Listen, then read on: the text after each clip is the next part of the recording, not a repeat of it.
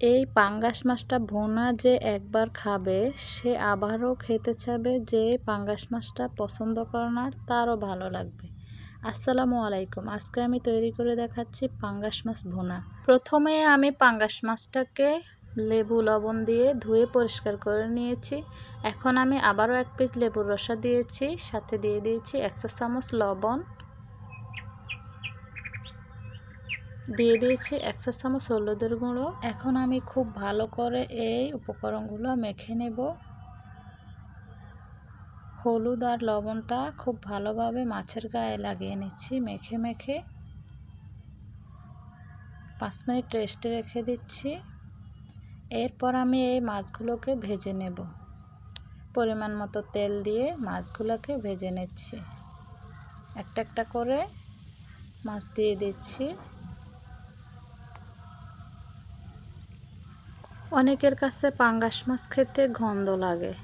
পাঙ্গাস মাছের যে একটা গায়ের গন্ধ থাকে, সেটা যদি লেবু দিয়ে ধুয়ে পরিষ্কার করেন তাহলে আর কখনোই পাঙ্গাস মাছ, যে কোনো মাছ আর গন্ধ লাগবে না। এক পাশ হয়ে গেলে উল্টে পাল্টে আমি মাছগুলোকে ভেজে নিচ্ছি আরও এক পাশ। কিছুক্ষণ ভেজে নেওয়ার পর উঠিয়ে নিচ্ছি মাছগুলো। আমি বাকি মাছগুলো একইভাবে ভেজে নেব। এরপর আমি ওই একই তেলে দিয়ে দিচ্ছি 1 কাপ পেঁয়াজ কুচি। পেঁয়াজটাকে হালকা একটু বাদামি কালার করে ভেজে নেব।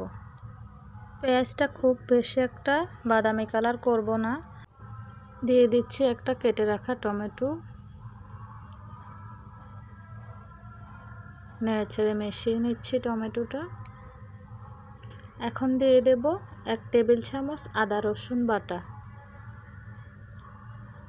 আদা রসুনটা আমি একসাথে পেস্ট করেছি, সেজন্য 1 টেবিল চামচ দিয়েছি, বেশি দেওয়া লাগবে না।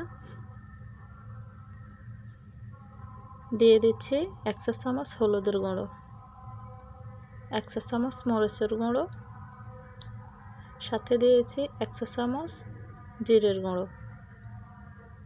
এর সাথে দিয়েছি 1/2 চা চামচ গরম মশলার গুঁড়ো। এই গরম মশলাটা গুঁড়োটা দিলে খুব ভালো লাগে এই পাঙ্গাস মাছের সাথে। অন্যান্য মাছের সাথে অবশ্য দেওয়া লাগে না, পাঙ্গাস মাছের সাথে দিলে আমার কাছে খুবই ভালো লাগে। দিয়ে দিচ্ছি 1/2 চা চামচ লবণ। মাছ ভাজার সময় লবণ দিয়েছি, তাই লবণটা একটু কমিয়ে দিলেই হবে। নেড়ে ছেড়ে মিশিয়ে নিচ্ছি। সামান্য পরিমাণে পানি দিয়ে মশলাটাকে ভালো করে কষিয়ে নেব। নেড়ে ছেড়ে ভালোভাবে মশলাটাকে মিশিয়ে নিচ্ছি।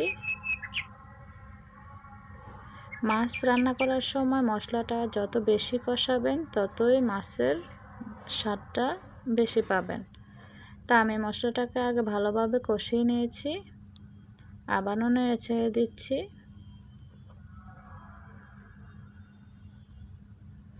খুব ভালোভাবে আমার মশলাটা কষানো হয়ে গিয়েছে। এখন দিয়ে দেব আমি ভেজে রাখা মাছগুলো।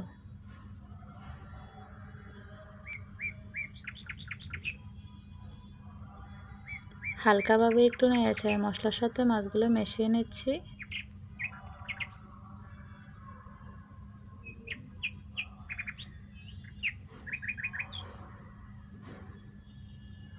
এরপর দিয়ে দিব এখানে 1/2 কাপ পানি।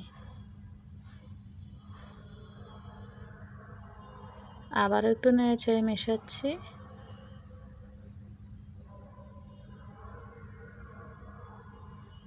খুব বেশি একটা পানি দেওয়া লাগবে না। এই পর্যায়ে দিয়ে দিচ্ছি 2-3টা কাঁচামরিচ মাঝখান দিয়ে কেটে দিয়েছি। এখন ঢাকনা দিয়ে ঢেকে রান্না করব 5 মিনিট।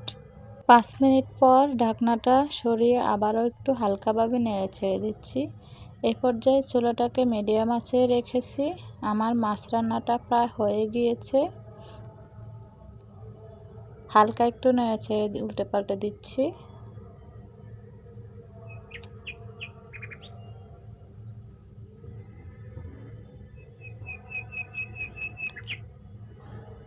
এখন দিয়ে দিব ধনেপাতা কুচি। ধনেপাতাটা দিলে আরও মাছটার স্বাদ বেড়ে যায়, খুবই ভালো লাগে। ঢাকনা দিয়ে ঢেকে রাখবো। চুলাটাকে বন্ধ করে মাছটা রান্না শেষ করেছি। এখন পরিবেশন করে নিয়েছি। আশা করি আপনাদের ভালো লেগেছে। ভালো লাগলে অবশ্যই আমার চ্যানেলটা সাবস্ক্রাইব করে পাশে থাকবেন।